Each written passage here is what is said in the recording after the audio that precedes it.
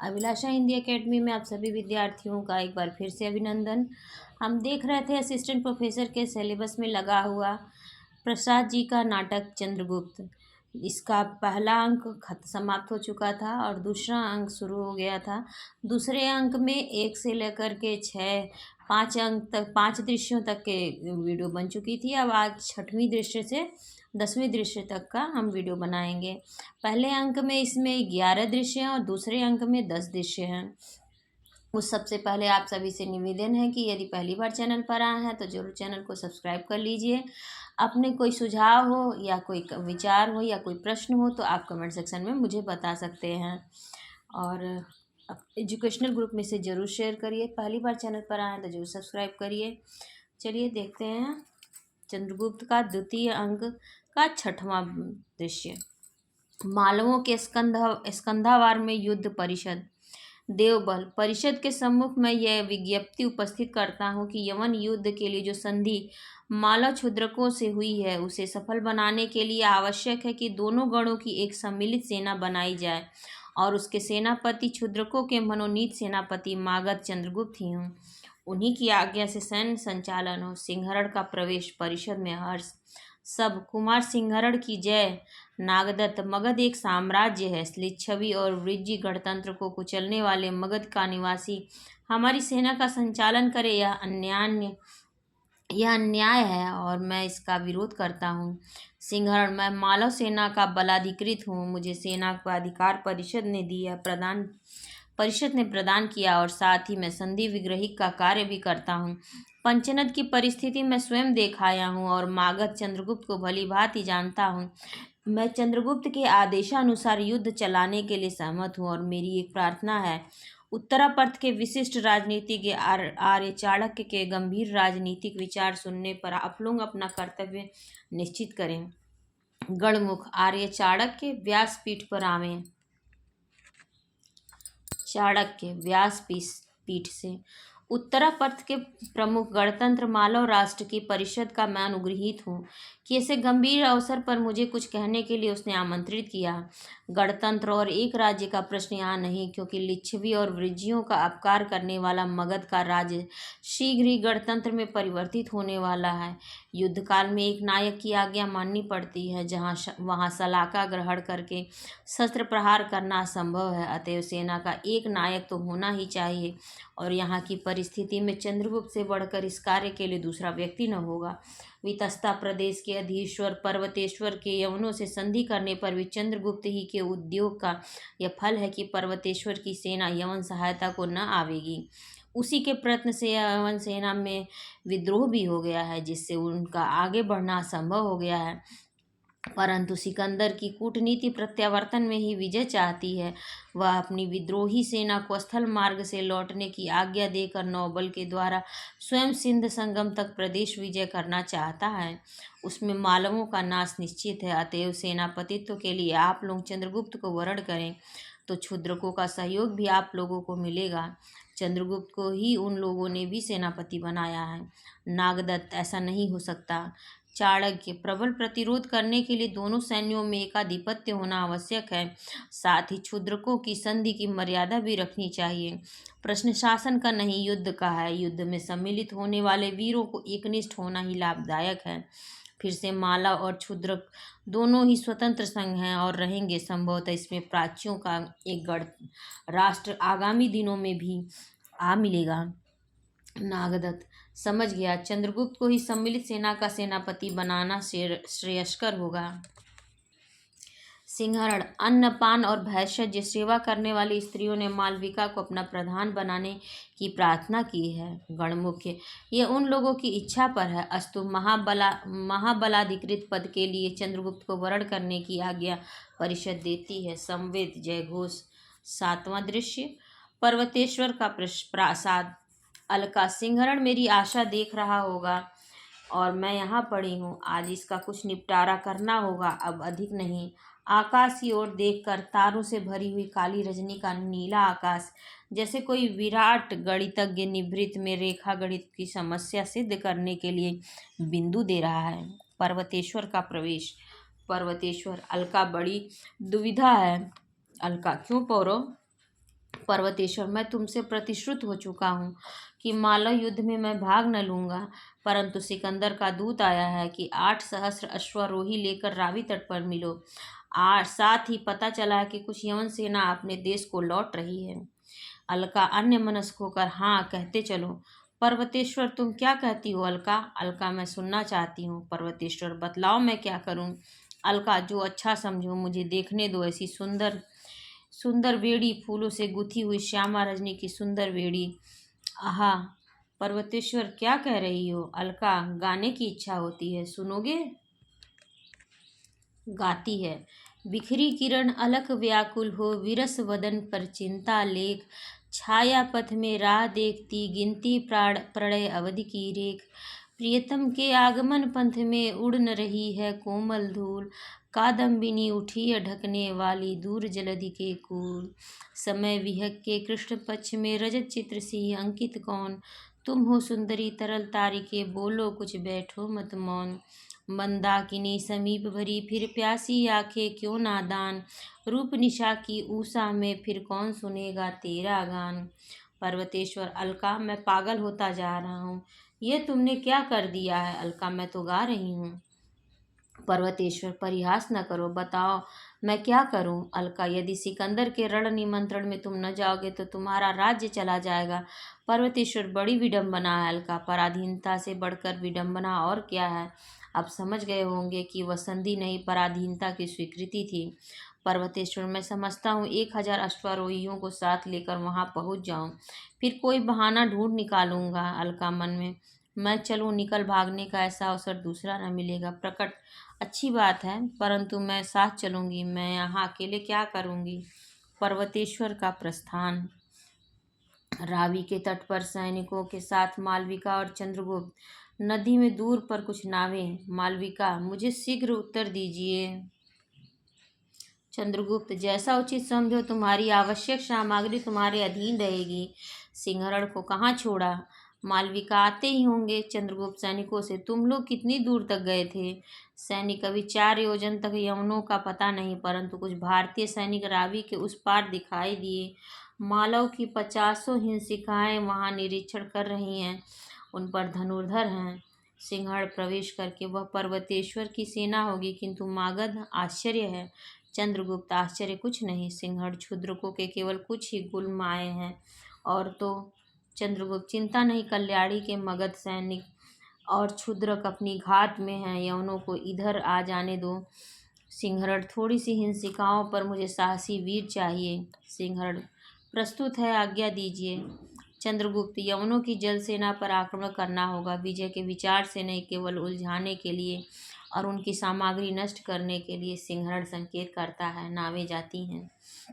मालविका, मैं तो स्कंधावार के पृष्ठभाग में अपने साधन रखती हूँ, एक क्षुद्र भंडार मेरे उपवन में भी रहेगा। चंद्रगुप्त विचार करके, अच्छी बात है। एक नाव तेजी से आती है, उस पर से अलका उतर पड़ती है। सिंहड़ आश्चर्य से, तुम कैसे अलका? अलका, पर्वतेश्वर ने प्रतिज्ञा भंग की, वह सैनिकों के साथ सिकंदर की सहायता के लिए आया है। मालवों की नावें घूम रही हैं, मैं जानबूझकर पर्वतेश्वर को छोड़कर वहीं पहुंच गई हंसकर, परंतु मैं बंदी होकर आई हूँ। चंद्रगुप्त, देवी युद्ध काल है, नियमों को तो देखना ही पड़ेगा। मालविका, ले जाओ इन्हें उपवन में। मालविका और अलका का प्रस्थान। मालव रक्षकों के साथ एक यवन का प्रवेश। यवन, मालव के संधि विग्रहिक अमात्य से मिलना चाहता हूँ। सिंहड़, तुम दूत हो? यवन, हाँ। सिंहड़, कहो, मैं यही हूँ। यवन, देवपुत्र ने आज्ञा दी है कि मालव नेता मुझसे आकर भेंट करें और मेरी जल यात्रा की सुविधा का प्रबंध करें। सिंहरण सिकंदर से, मालवों की ऐसी कोई संधि नहीं हुई जिससे वे इस कार्य के लिए बाध्य हों। हाँ, भेंट करने के लिए मालव सदैव प्रस्तुत हैं, चाहे संधि परिषद में या रणभूमि में। यवन, तो यही जाकर कह दूं? सिंहरण, हाँ, जाओ, रक्षकों से इन्हें सीमा तक पहुंचा दो। यवन का रक्षकों के साथ प्रस्थान।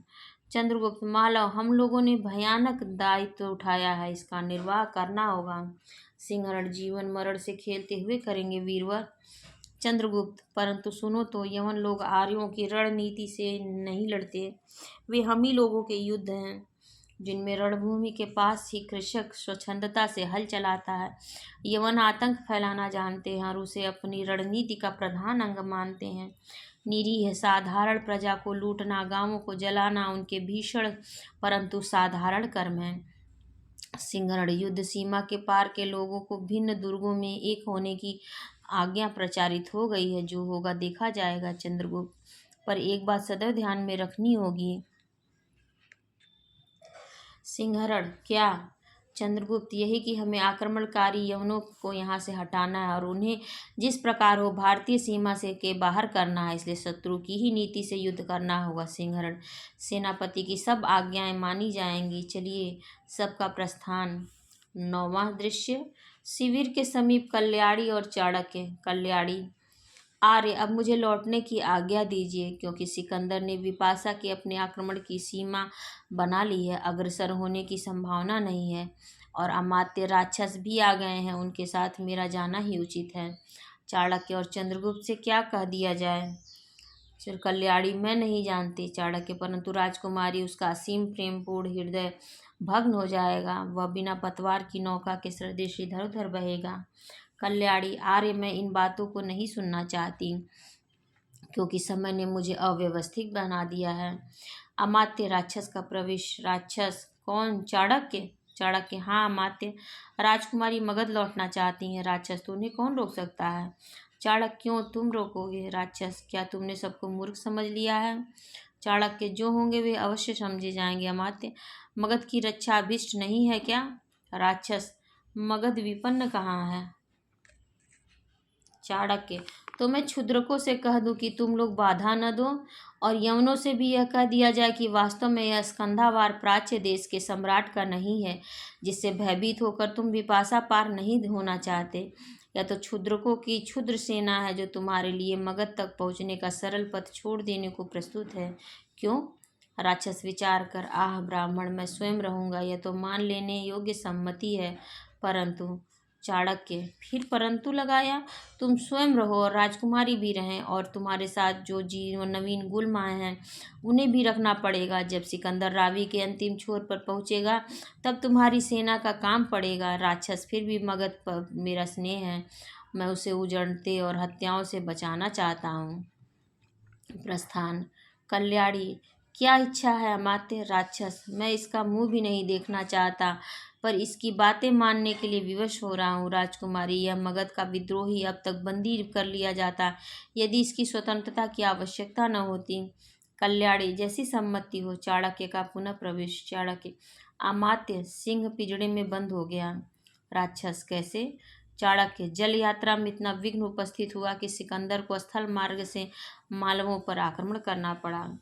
अपनी विजयों पर फूल कर उसने ऐसा किया, परंतु जा फंसा उसके चंगुल में। अब इधर क्षुद्रकों और मागधों की नवीन सेनाओं से उसको बाधा पहुंचानी होगी। राक्षस तब तुम क्या कहते हो, क्या चाहते हो? चाणक्य यही कि तुम अपनी संपूर्ण सेना लेकर विपाशा के तट की रक्षा करो, और क्षुद्रकों को लेकर मैं पीछे से आक्रमण करने जाता हूँ। इसमें तो डरने की कोई बात नहीं। राक्षस मैं स्वीकार करता हूँ। चाणक्य यदि न करोगे तो अपना अनिष्ट करोगे।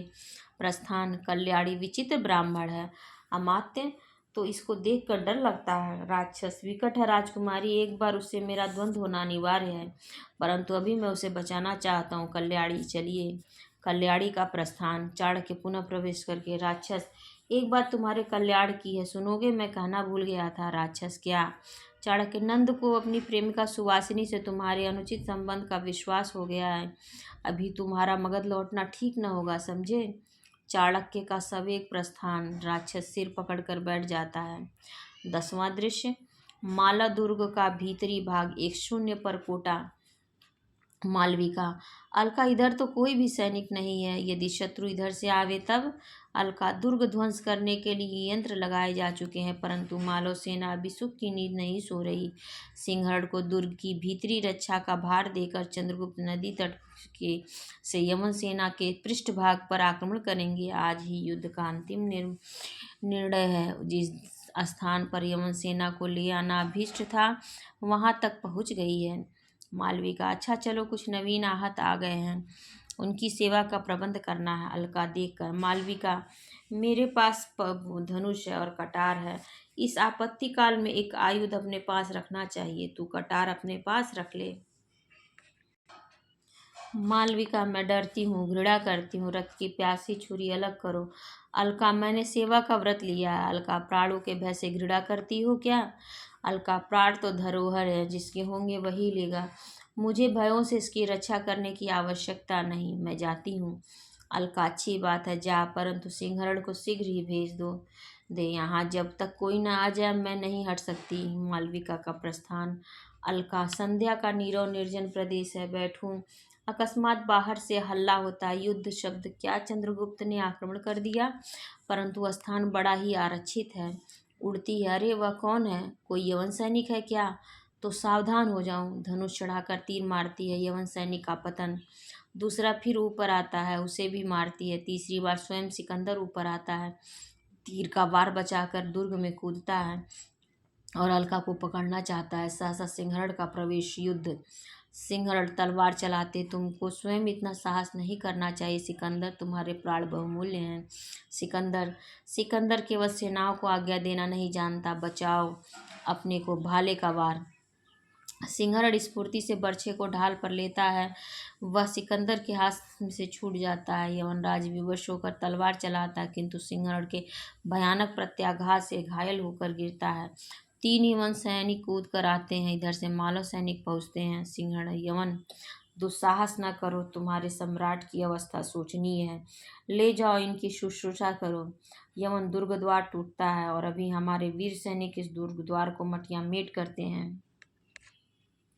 सिंहरण, पीछे चंद्रगुप्त की सेना है। मूर्ख, इस दुर्ग में आकर तुम सब बंदी होगे। ले जाओ, सिकंदर को उठा ले जाओ, जब तक और मालवा को यह विदित न हो जाए कि यही वह सिकंदर है। मालव सैनिक सेनापति रक्त का बदला इस निशंस ने निरीह जनता का अकारण वध किया। प्रतिशोध! सिंहरण, ठहरो मालव वीरों, ठहरो, यह भी एक प्रतिशोध है। यह भारत के ऊपर एक ऋण था। पर्वतेश्वर के प्रति उदारता दिखाने का यह प्रत्युत्तर है। यवन, जाओ, शीघ्र उठ जाओ।